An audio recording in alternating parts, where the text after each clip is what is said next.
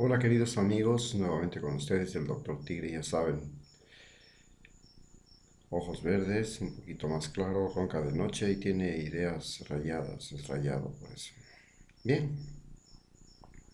hablaremos ahora del shock del terremoto.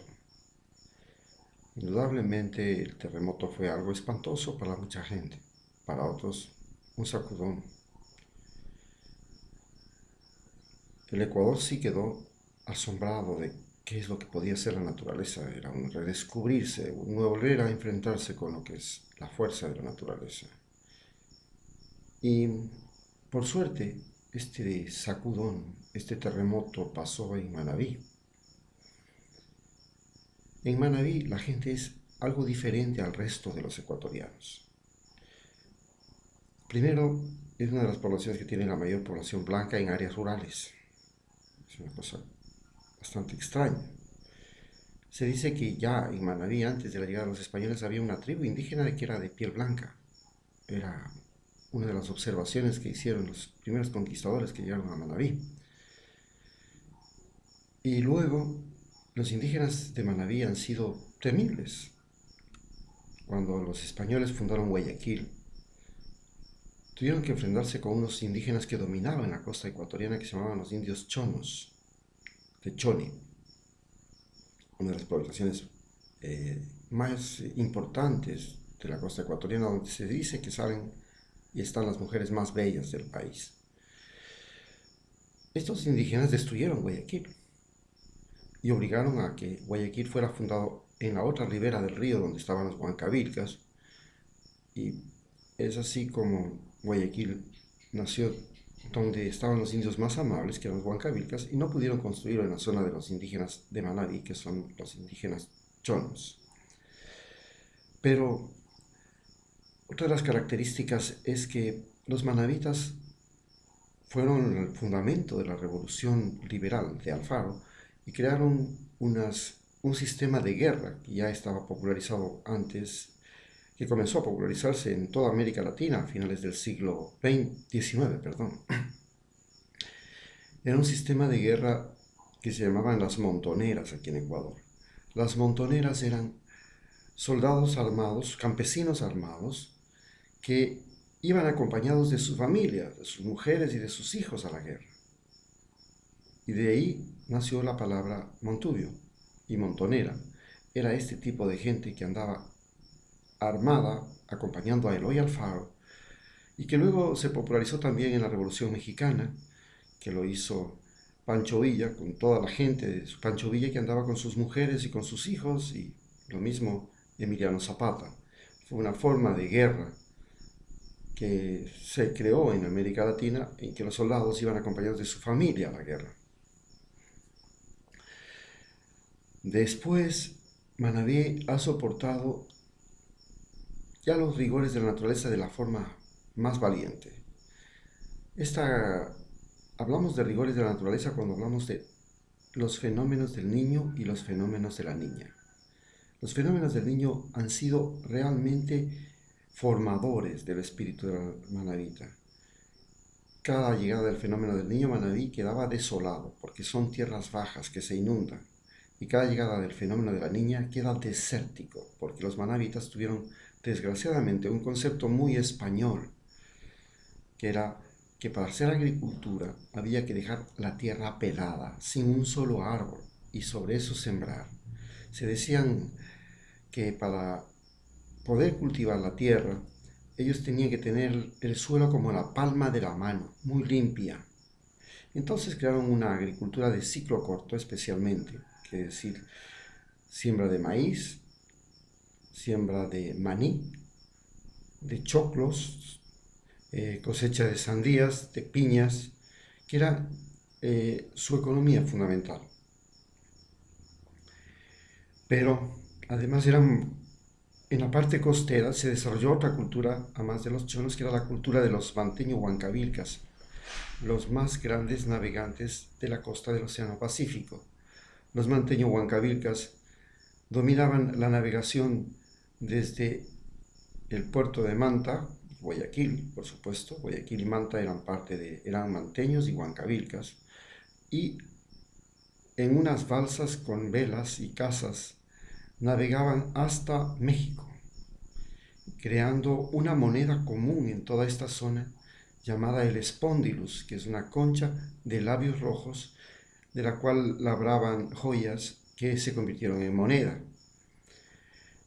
Este sistema de navegación impresionó a los españoles, que pensaban que no había navegación en América, y además ellos comercializaban dos importantes cosas que los españoles vieron con sorpresa: Pizarro y su piloto Bartolomé Ruiz: el algodón y el platino. No se conocía el platino, y el platino prácticamente se lo vino a descubrir en Ecuador, y el algodón, que era la fibra textil que usaban los indígenas. Bien, lo importante de este espíritu era que se entrenó el espíritu manabita para enfrentar las adversidades, y de una manera muy particular, no con el amparo del gobierno, sino con un espíritu libre y de propia iniciativa. Este espíritu libre ya nació inclusive después de la guerra de Alfaro. Fueron traicionados los liberales, volvieron al poder los conservadores, los banqueros, no les retribuyeron con tierra como tenía ofrecido Eloy Alfaro, y formaron hordas de bandidos, en cierta forma, que se lo llamaba así, que se dedicaron a poblar toda esa provincia y a crear pequeños pueblos donde prácticamente no entraba la ley. Este sistema de vida, donde los campesinos se iban al campo y de ahí se formaban comunidades independientes, con capacidad de autosustentación, fue una de las claves fundamentales para que después de cada fenómeno del niño, después de cada fenómeno de la niña, la gente de Manabí emigrara a diferentes partes del Ecuador. Y por supuesto empezaban todos con una terrible deforestación, porque les encantaba la zona donde había bosques. Eran realmente deforestadores del Ecuador. Pero luego de ellos emergían pueblos, emergían empresarios del transporte, emergían empresarios del comercio, productores agrícolas, que han sostenido la economía del país. En este momento, Ecuador está viviendo el shock del terremoto. En la zona donde estamos trabajando, en este caso yo trabajo en la zona del Cabo San Francisco, vecina a Muisne, apenas a 8 kilómetros de Muisne. En esta zona, el terremoto, más allá de causar destrucción, ha causado lo que es un shock. Este shock se caracteriza porque la gente pernocta afuera de las casas en albergues, y los albergues ahora se han hecho una forma de perseguir la caridad. Las donaciones que han llegado del mundo entero han movido a la población fuera de sus casas. La gente vive en albergues, y estos albergues es donde ellos reciben los toldos, los colchones, la comida, el agua, visitas médicas, en fin. Vamos a esos lugares, a esos albergues. Tiene el lado bueno. ¿Cuál es el lado bueno? Un reencuentro social, desde la pobreza, desde lo que es fuera del hogar. El reencuentro de todos, sabiéndose todos iguales e indefensos ante la naturaleza. Ahí, viviendo con sus hijos, con sus mujeres, con sus madres, con sus abuelos. El lado negativo de todo esto es que mientras que en 1982, cuando vi el primer fenómeno del niño, la gente del pueblo salió a buscar comida en el mar, en la montaña, y yo me quedé asombrado de ver que podían sacar alimentos de miles de lugares, miles de formas de alimentos que se habían olvidado. Había el maracumbo, que es un cacao blanco, varias formas de caimito, muchas variedades de coco, 5 variedades de plátano, habían 7 variedades de frijol, un frijol que se cultivaba todo el año, que se llamaba mantienemosa. habían piñas, bueno, habían muchos animales como guanta, habían cangrejos, camarones de río, a su vez peces del río, peces del mar que venían en abundancia. Los pescadores no tenían con quién comercializar, regalaban a la población. Eran los adorados, los galanes del pueblo, porque claro, eran los que traían la comida al pueblo y el pueblo los celebraba bebiendo con ellos. En fin, era un mundo diferente, donde todos entregaban todo, sacaban a comercializar, salían a buscar en la montaña el sustento. Hoy esperan que el gobierno reparta lo que ha llegado de la ayuda internacional y de la ayuda nacional.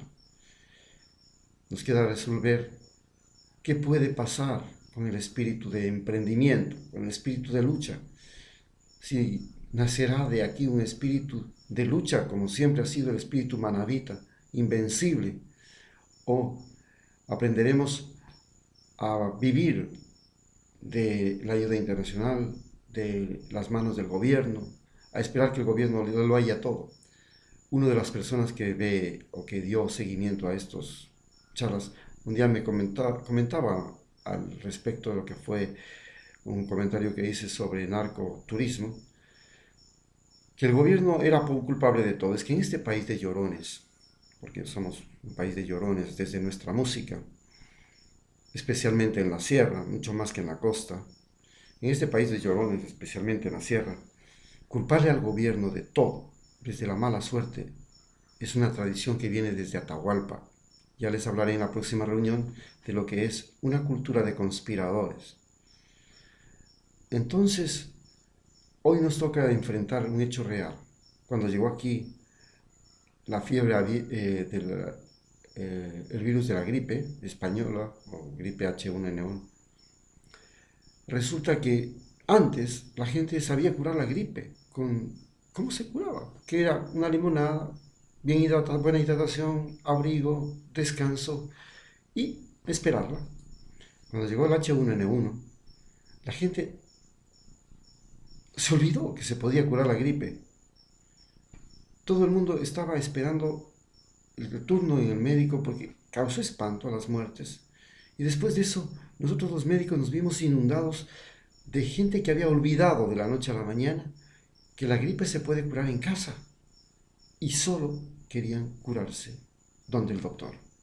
Esperemos que no pase lo mismo ahora con este shock del terremoto, donde la gente solo piensa que el gobierno es el que tiene que darle todas las soluciones.